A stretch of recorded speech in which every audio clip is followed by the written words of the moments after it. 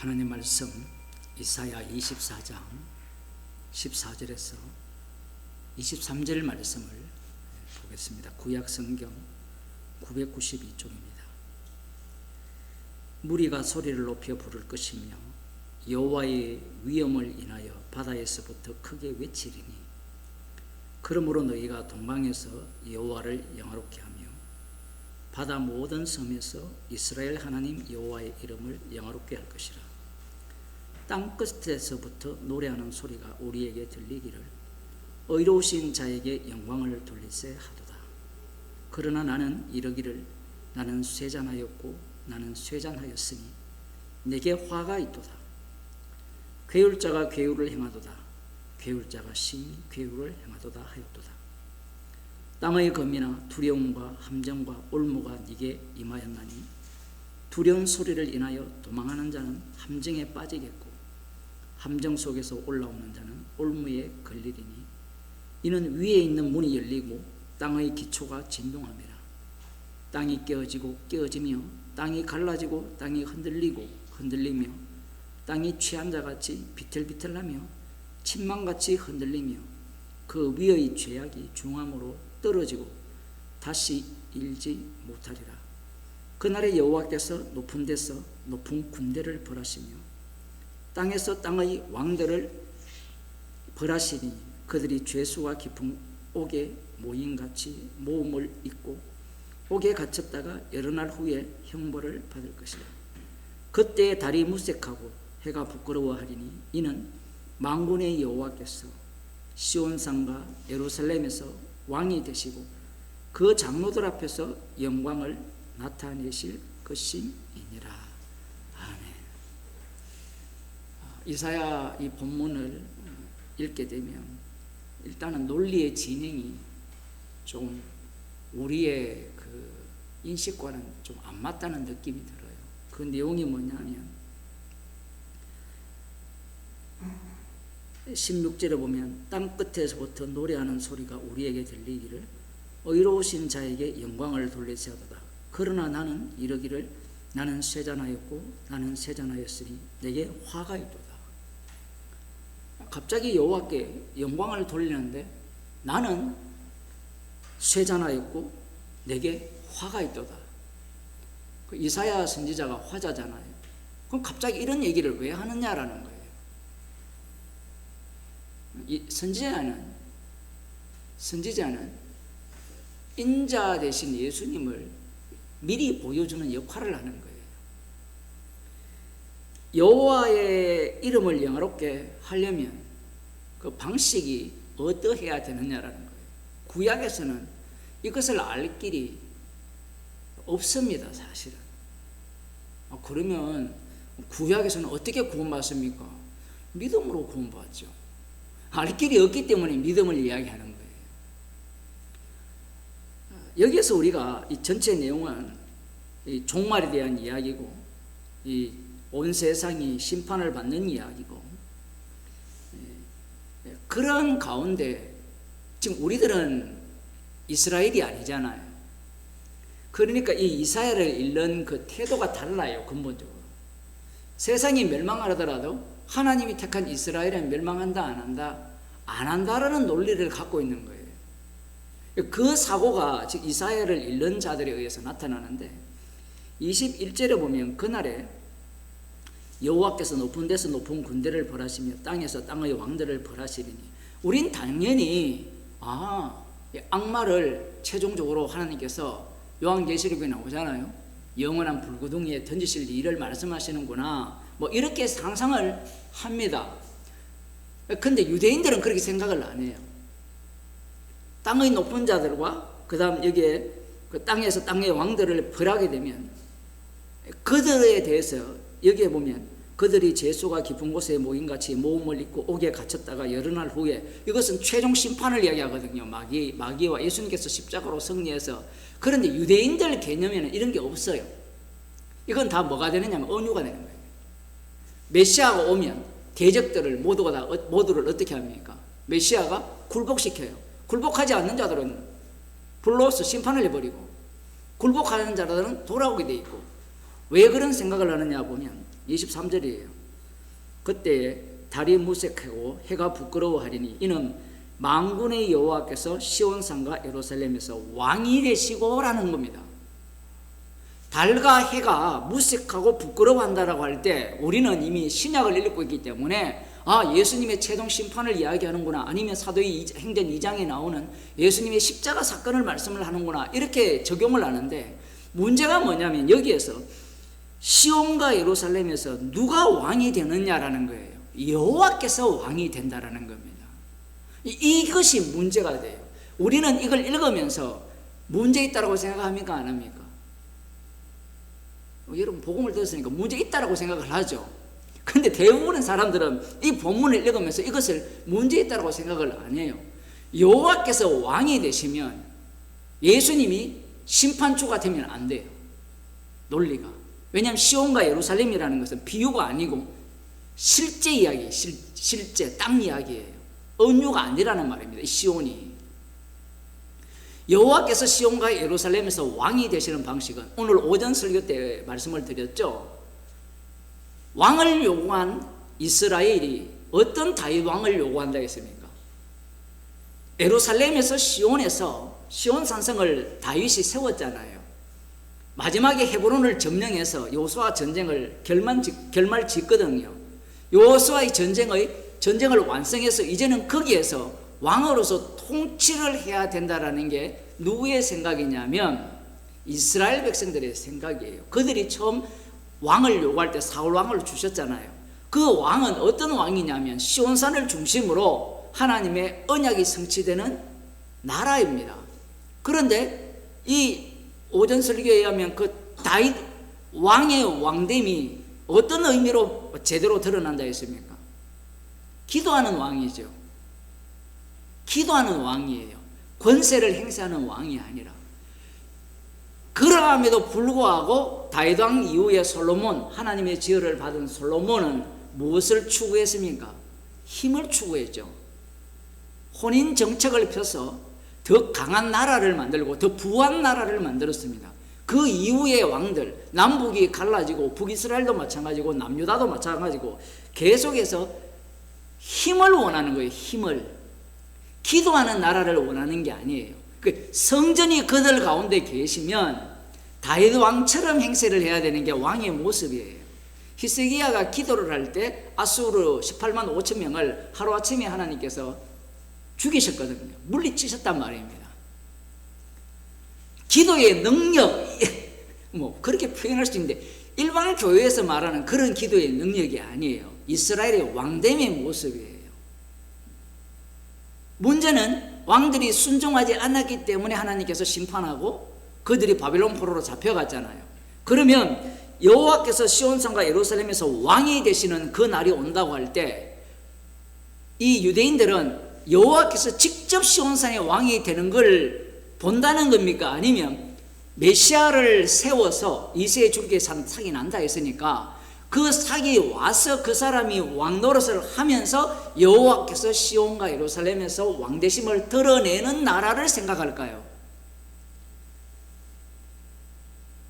이 생각을 할 때 우리가 아는 것을 조금 뒤로 물리시고요. 유대인들 입장에서는 여호와 하나님이 시온산의 왕이 된다 했을 때는 왕을 통하여 다스리는 나라예요. 그 왕은 혈통적 사람이에요. 사람, 다윗의 후손으로 오실 그 왕을 기다리는 겁니다. 그래서 그들이 여호와께서 왕으로서 시온과 예루살렘에서 통치하신다면 이제 이사야 후반부에 등장을 하거든요. 자신들이 온 세계의 중심이 되는 돌아오는 자가, 남은 자가 돌아온다 했으니까 그 남은 자들이 온 세상의 중심이 되는 거예요. 중심이 되어서 메시아가 온다면 이 예언의 성취가 요한계시록에서는 새하늘과 새 땅이잖아요. 이사야 65장에도 새하늘과 새 땅이 나오거든요. 새하늘과 새 땅의 의미가 이사야에서는 언유예요. 근데 요한계시록에서는 언유가 아니라 실제입니다. 성경이 바뀌어요. 그런데 육에 속한 자들은 언유로 안 보죠. 이 언유는 언유로 보죠. 언유로 보니까 새하늘과 새 땅은 예루살렘을 오시는 메시아를 통해서 새롭게 건설하는 하나님 나라가 새하늘과 새 땅이라 이렇게 생각을 하는 겁니다. 그래서 이 본문도 시온산과 예루살렘에서 여호와께서 왕이 되신다라고 할 때 이것도 다윗 왕국을 떠올릴 수밖에 없는 거예요. 이미 이 우시아 이 시대 되고 이사야 시대가 되면 어디가 그리웠냐면 다윗 왕 때가 그리워지는 겁니다. 이런 상황에서 이제 예수님이 오시게 되는 거예요.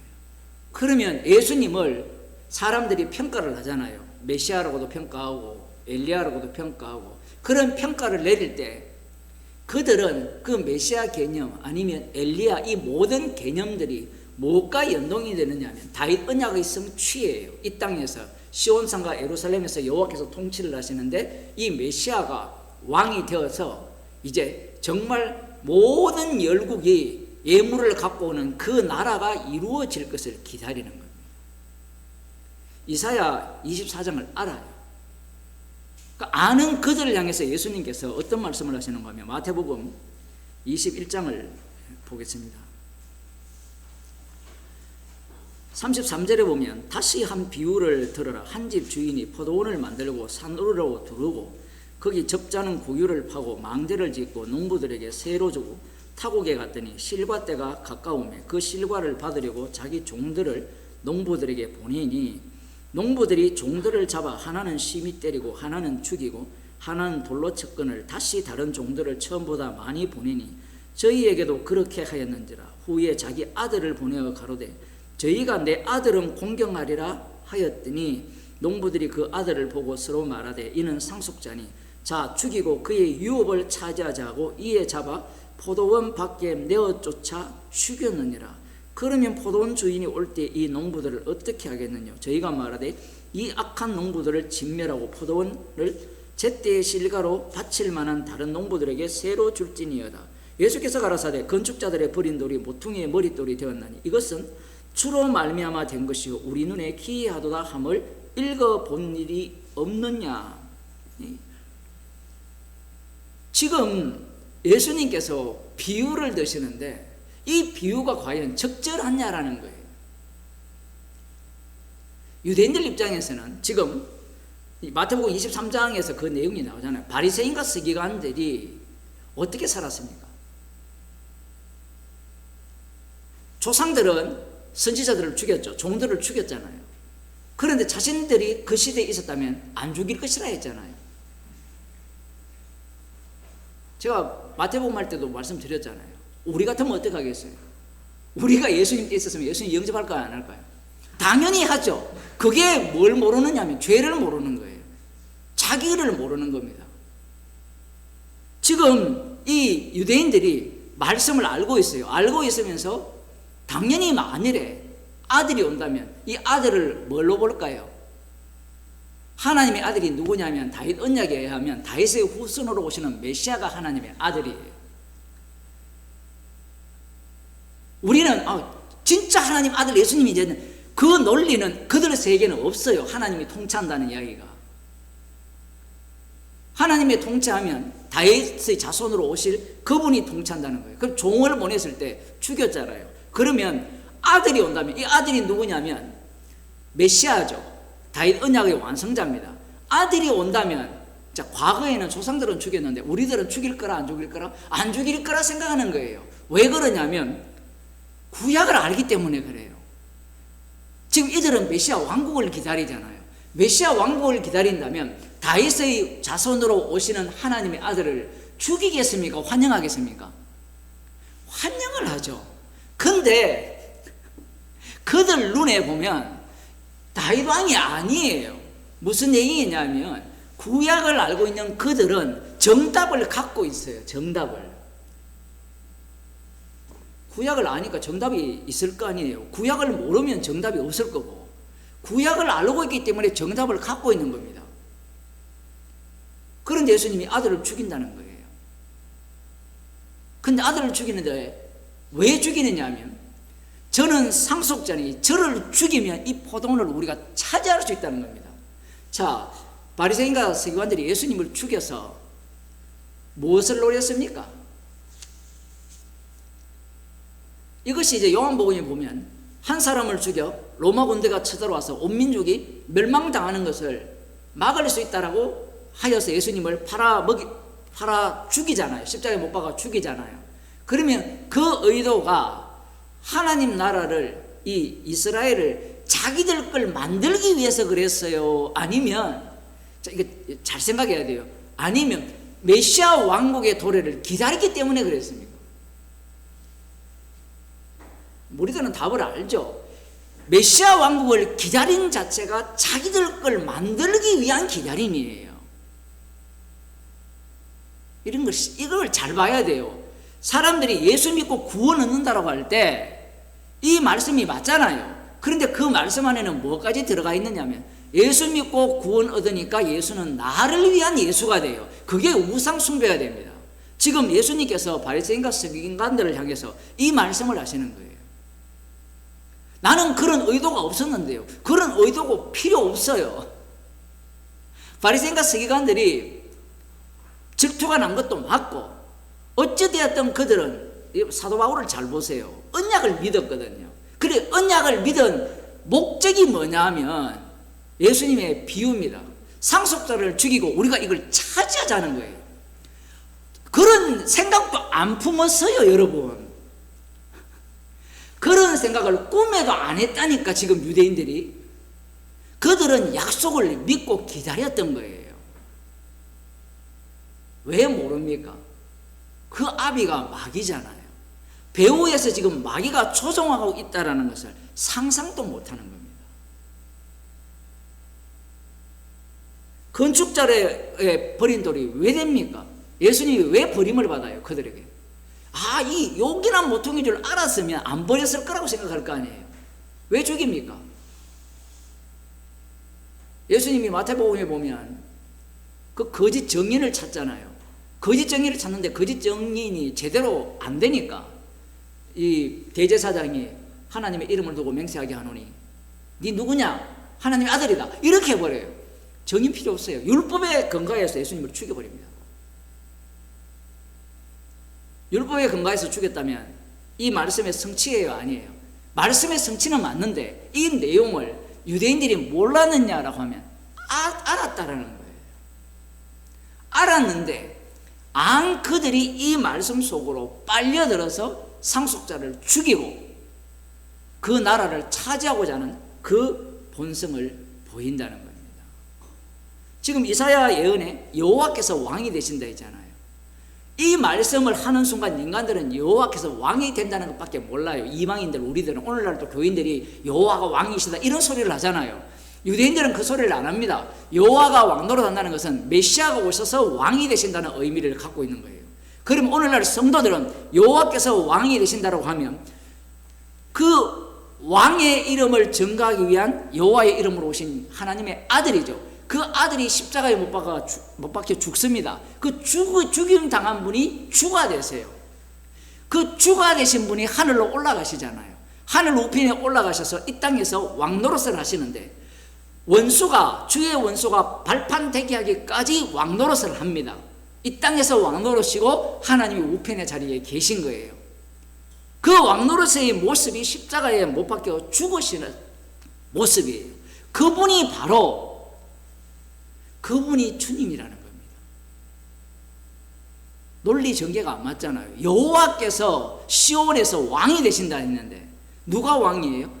예수라는 분이, 너희가 십자가에 못 박은 이 예수님이 왕이라는 거예요. 이걸 유대인들이, 이사야를 아는 자들이 과연 받아들일 수 있느냐 하면 못 받아들이는 겁니다. 아니, 처음부터 알려주면 안 됩니까? 제가 누누이 말씀드리잖아요. 복음을 처음부터 알려줘도 사람들이 못 받아요. 율법이 예수님을 전한다라고 아무리 이야기를 해도 안 받죠. 그걸 어디에서 알 수 있냐면 율법을 주신 당사자가 오셔서 모세가 내게 대해서 전한다라고 이야기하고 아브라함의 나의 때를 볼 것을 즐거워하다가 보고 기뻐했다라고 이야기해도 믿어요, 안 믿어요? 안 믿죠. 예수님 자신이 하나님의 아들이라 이야기해도 받았습니까, 안 받습니까? 안 받아요. 인간은 자기 속에 다른 정답이 있는 겁니다. 제가 여러 차례 말씀드렸잖아요. 선악과를 먹은 인간은 말씀을 주면 그 말씀에 대한 정답을 따로 갖고 있는 거예요.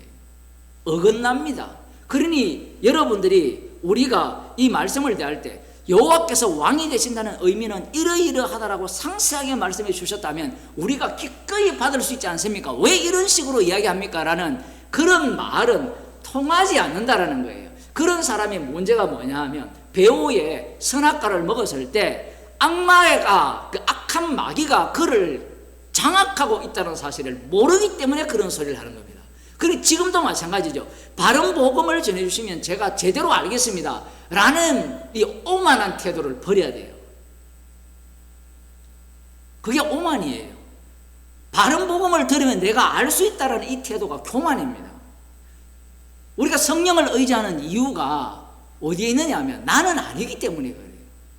지금도 주께서 친히 깨닫게 해주시지 않으면 십자가로 갈 수도 없고 십자가가 밝게 안 보여요. 내가 밝게 본 사람은요 자살할 수도 있어요. 왜냐하면 나를 의지하기 때문에 그래요. 자살한 사람이 좀 한편으로 보면 안타까운데 갈 길을 간 것뿐인데 로마서 뒷부분을 설교하는 걸 내가 듣고 싶어요.